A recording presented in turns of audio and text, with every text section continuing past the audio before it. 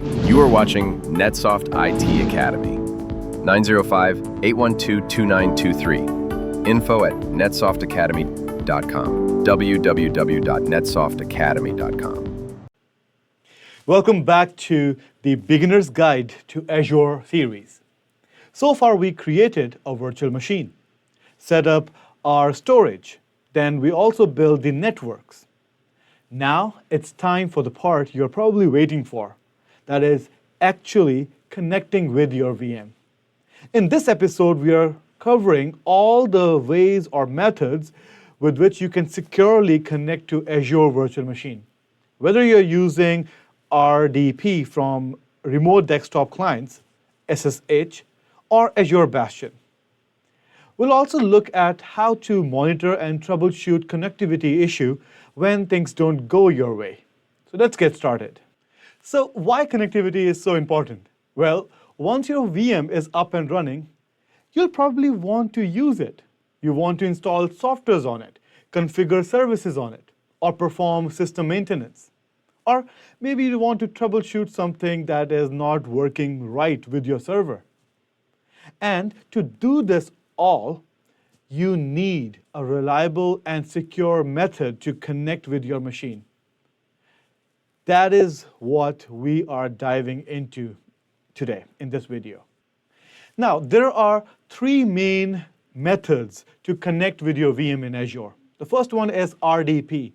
That stands for Remote Desktop Protocol. This is for Windows virtual machines. It gives you a full graphical interface, just like using a physical Windows machine, like your laptop.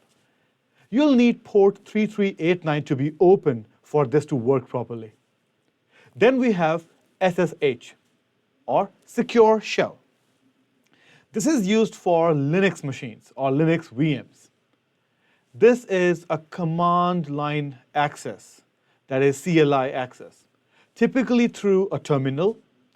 Here you use port 22 or 22. And the recommended way to connect is the use of a software called PuTTY. I mean, you can do SSH from other terminal softwares as well, but I use PuTTY for that. That is PuTTY. And then we have Azure Bastion. Well, this one is a little different. This one gives you the best performance possible and also the most security possible. It lets you or the user connect to their machine, whether it is a Linux machine or Windows, doesn't matter. It lets you connect with VM securely from your browser, without the need of any public IP address or to open any public-facing ports on your machine. It's great for production environment where security is critical and it's kept as a top priority. Now, we'll take a closer look at Bastion in a bit, but I will also tell you that Bastion is an expensive service. So if you are not connecting with your machine all the time, creating a Bastion and then just leave it as it is will cost you a lot of money. For production, where they connect with their laptop with their VMs every now and then, in that case, Bastion provides the best use case. Now let's talk about IP addressing. By default, a VM can be assigned a private IP. But you can also add a public IP to the same network card if you want. So it can have both private IP for internal communication as well as a public IP to face internet. Now, a public IP makes it reachable from internet, as we discussed, which is convenient, but also you are exposing your machine to the outside world, which is very risky. If you talk about private IP, it keeps it isolated inside your own virtual network. You'll need tools like Bastion, a jump box, or VPN, or any other Azure service to give you the public-facing connection point. And then once you're in your network, you can connect with your VM with the private IP. The general rule is only expose what you absolutely need. and use network security tools to lock the rest down. Speaking of security, we will use NSG, that is Network Security Groups. And you will use it to control traffic in and out of your VM. If you're using, let's say, RDP or SSH, then in this case, you need to open port 3389 for RDP and port 22 for SSH. And ideally, you will restrict access to only known IP addresses. Whatever you do, never leave these ports open to everyone, allowing traffic from any IP addresses in a major production environment. This will actually leave a big hole in your security. It will be a major security risk. So always aim for least privilege possible. Now, if you want even more control, Azure offers something called JIT, that is Just-in-Time VM Access, JIT. Here's how it works. JIT, just-in-time, keeps ports like RDP or SSH closed by default, so no one can access your machine. But when you need to connect, you, as the user, request a temporary access. Then Azure opens the port only for a set time, maybe 1 hour, 2 hours, or 3 hours, and only for your IP addresses. So quite literally, Azure creates a rule for you in NSG. Now, every connection attempt is also logged for auditing. This is actually a great option if you don't need 24/7 access to a specific port, or you don't want to keep a port open permanently. Now, let's discuss a little bit more about Azure Bastion, because it's one of the most secure method to access your VM. With Bastion, you don't need to assign a public IP to your VM at all. And you don't even need to open RDP or SSH ports on the machine. So all the ports can be closed. You just open your Azure portal, go to your machine, click on Connect via Bastion, and you're in. Although your browser will prompt you to allow access to this pop-up, well, yes, you will get a message on the right-hand side that, do you want to allow a new pop-up? You just say, yes, I actually trust Azure website, and you can allow this pop-up. And a new window will open, which will show you your desktop. Now, you can use Bastion to connect with Windows as well as Linux. It also makes sure that your user account has the right role-based access permission. So if you know that you have proper rights, you can put your credentials in Bastion, hit enter, and it will initiate the connection. Now, remember, Bastion does come with a cost. It is billed hourly. So it's best used in production or high security environments, which can also bear the cost because they put security on top. Now, what happens when you cannot connect with your VM? Azure do give you some powerful tools to help you troubleshoot the problem. The best tool you should use is Network Watcher, which can check things like NSG rules, route table, and packet flow. You can also use the sub-services of Network Watcher, that is Connection Troubleshooter, which helps you verify whether a VM is reachable from your machine, that is your personal laptop, or not, and which ports are open or blocked. And you can also use boot diagnostics to show you screenshots and logs from your VM's boot process. This is perfect for checking if a VM is stuck during the startup process. These tools can really cut down on frustration when you are trying to troubleshoot the connectivity issues in your environment. Now let's walk through a quick demo scenario to see all of what we learned in action. We will deploy a Windows VM without a public IP this time. Then we will set up our Azure Bastion in the same virtual network. Then we will connect to our VM using Bastion. all through your web browser. Then we'll also check the just-in-time process and how we can use some monitoring tools to monitor your environment. All right, now let's see how you can connect with your machine in multiple ways. So here in my environment, I have two machines, one running Windows and one running Linux. I removed all the NSGs and everything from it. So let's see if we can connect with our machines. This is the IP address of my Windows machine. Again, I will disconnect here. Okay, let's do it from scratch. RDP, and paste the IP address of my Windows machine and click connect. Now it will start initiating the connection, but it will not work because the ports are not open. NSG is not configured. The traffic cannot even go to this machine. I can get to this IP address though, but the machine is blocking me. And the same thing is true for Linux machine as well. For this you cannot RDP, you will use SSH client. So in my case, I will use PuTTY. So I will open PuTTY and paste the IP address here. SSH, click open, and it should not work again because I don't have access. The ports are not open. So let me close this as well. That's okay.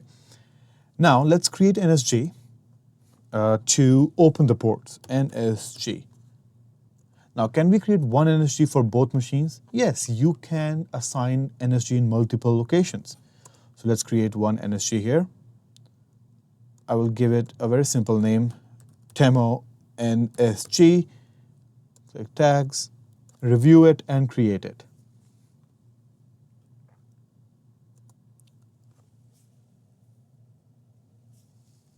Now, are you supposed to open ports like this and connect with your machine directly in production environment? The answer is not really. This is not secure.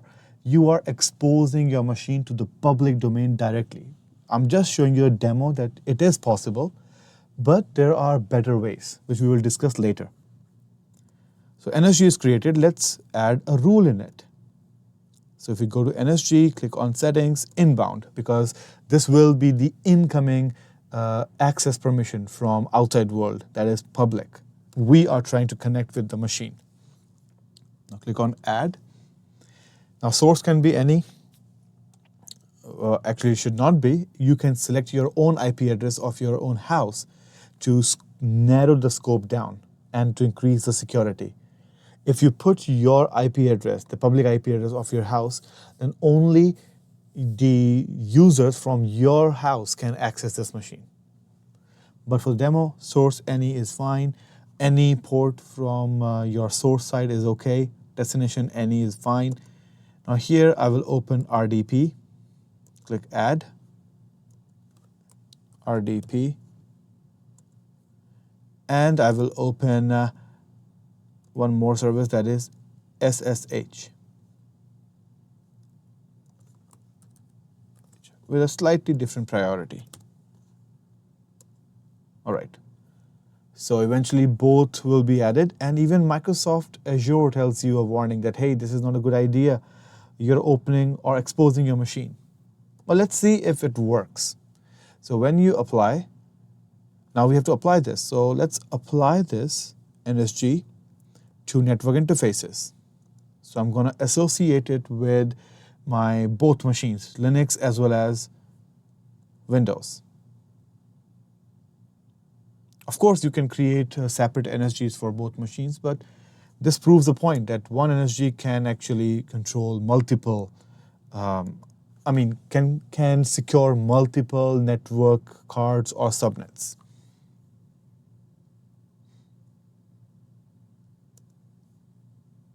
All right. So it is applied. Let's go back to our machines. So you can also check if you go to machine and click on network settings, your NSG rules will show up here. Of course, for Windows, this port will not do anything, but you should not open it. And for Linux, if you go to network settings, again, RDP means nothing, but again, we use the same NSG. Now let's copy the public IP. RDP. And here we go, we have connections. So I'll put the password, and the same thing I will do with PuTTY as well. So my machine is working here. And let's go to PuTTY and paste this IP address.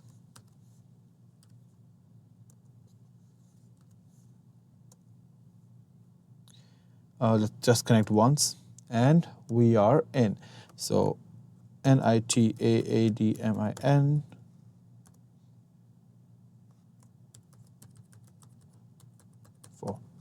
To make sure the username was lowercase or uppercase, because here even the name is important, it's case sensitive. Yeah, we are in. All good. As you can see, this is an Ubuntu machine, and IP address is over here. This is your private IP address for Ubuntu machine. Let's exit. All right, so this was one way. Now, what is a secure method to connect with your machine? Well, that is Bastion. Now let me again remove this NSG. So I will go to the machine, then go to the network card, then NSG.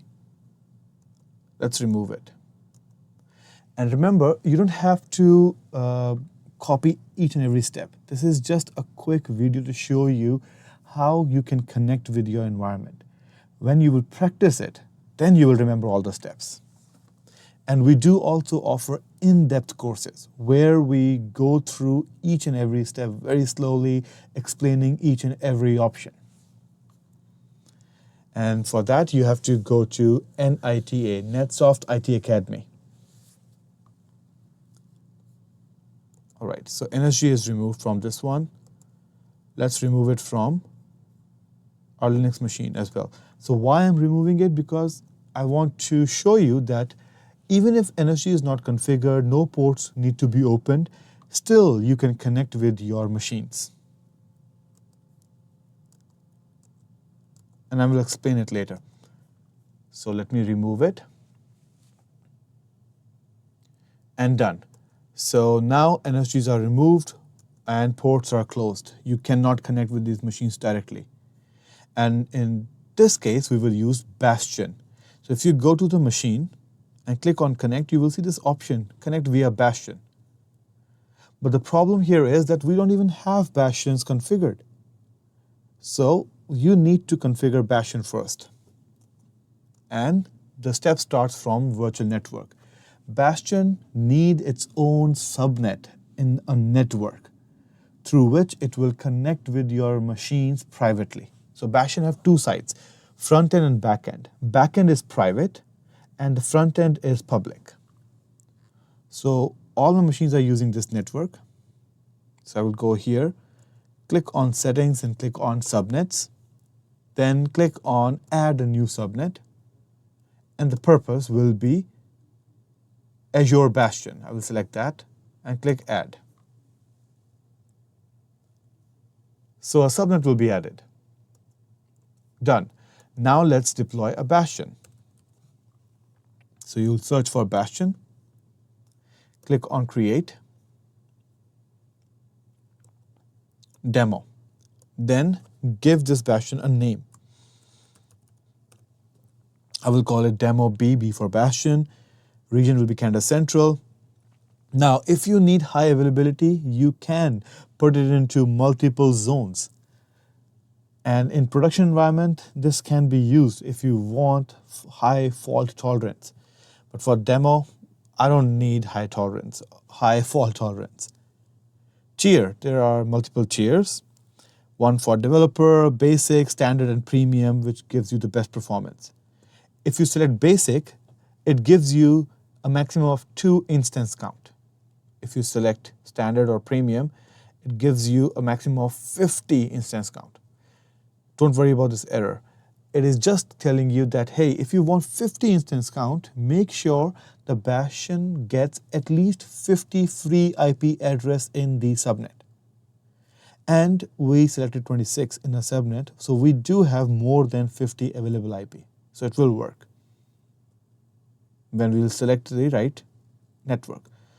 So let's see if it actually goes away. So here, and I will select Bastion. Again, it's giving me the warning. Don't worry, we do have more than that. But in our case, we only need 2, so it doesn't matter. Just 2 is enough. All right. Now, for the front end, yes, you need a public IP, and Bastion will create a new one. If you already have a public IP, you can also select the existing one. Click Next, Advanced, Tags, and that warning is gone. Let's validate it and create our Bastion. Now, when you create your Bastion, it can take anywhere about like 15 to 25 minutes. So let it deploy. You need to wait for the full deployment to finish. Only then you can connect to your machines via Bastion. All right, so the Bastion is now deployed. If you go to the Bastion, as you can see, it's up and running, provisioning state succeeded.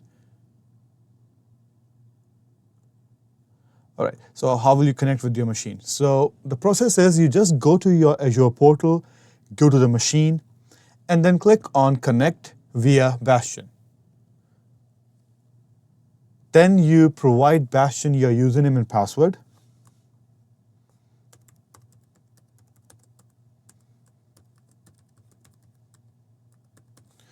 And click Connect. Now, remember, your browser may block the pop-ups. So allow it from at least this website, which is trusted one, that is Microsoft Azure. So I'll say allow. Let's connect again. Allow the clipboard so that you can copy and paste the content. And here we go. We are connected. Now, similarly, we will connect with our Linux machine. Connect via Bastion. And ITA ADMIN for OK. And click Connect. And here is our Ubuntu machine. So this is how Bastion can help you to securely connect with your machine. Remember, both machines are not exposed to public internet directly. They don't even have public IP addresses associated. And no, they might have public IP address associated, but they don't have any ports open. And to prove the point, you can even remove the public IP. We don't need it. We are using Bastion's public IP to get in. So even these 2 public IPs can be gone, or can be removed. So that is how you connect with your machine securely. Now, if you go to Microsoft Defender for Cloud, this is where you will enable or disable your JIT, just-in-time access. How will you do that? You will go to Microsoft Defender for Cloud, and you will go to Azure subscription. Now scroll down, and this is my Azure subscription. That is the subscription I'm using, in which no plans are active. Basically, you have to first enable the plan because you have to pay for it. And as you can see, Defender for Cloud provides security to so many services, out of which we will use servers. So if you want to secure your servers, you just click on here, and then you save it. This is somewhere about $15 per server per month. Yeah, it looks cheap, but when you have many servers, yeah, the cost can add up.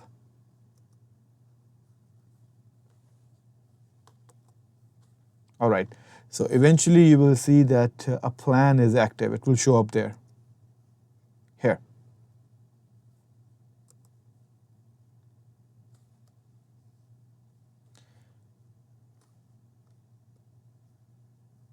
You can also change the settings if you want, because it also offers other protection inbuilt in this plan. You can enable or disable it as well. Now, once the plan is active, if you go back to your Defender for Cloud and go to Cloud Security, you will find all sort of security scopes. Workload security is related to your machines. If you click on it, then it will tell you that, hey, I scanned for 2 servers. VM vulnerability assessment, 2 servers which are not protected. And here you go, it's your just-in-time access. So if you want to enable this feature, you just click on it, and it says 0 VMs right now. So it can take some time to load all your machines. It have to scan your environment, but you will go to not configured, your machine will show up here. You need to enable JIT on your selected machines first, and then you can use it. And don't forget to actually unsubscribe to your workload protection, because if you leave it on, it will cost you a lot. So when you are practicing, yes, enable it, and then unsubscribe to all the plans. It should say 0 over here. So go back to your Defender for Cloud, your Azure subscription, and turn it off. And then save it.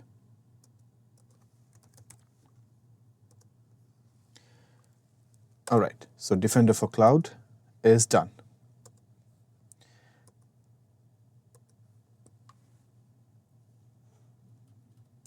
And also delete your Bastion, because you cannot disable Bastion temporarily. If the Bastion service is active, it will again cost you a lot. It can get expensive. And if you have limited credits, your Bastion will eat away all the credits. So I'm going to delete the Bastion as well. And once you delete your resources, you're good to go. And if you want to delete everything, meaning your whole demo environment, then you can go to Resource Group and just delete your resource group.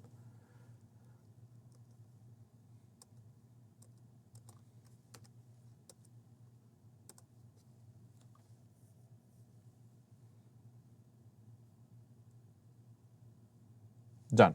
And eventually all your resources will be removed.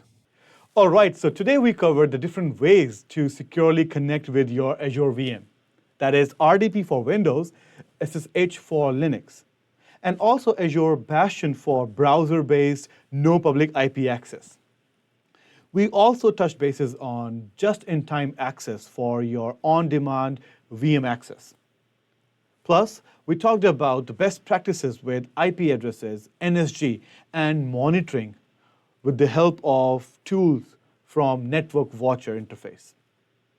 Well, that wraps up our Beginner's Guide to Azure series. If you have been following along since the beginning, you've now got the essential skills to deploy and manage infrastructure in Azure, including identity, networking, storage, VMs, and secure access. If you have found these videos helpful, go ahead and hit that like button. Subscribe to our channel and let me know in the comment section if you want to see more videos like this. Maybe database, Azure App Service, or even Kubernetes.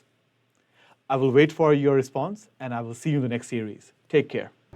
Thank you for watching NetSoft IT Academy.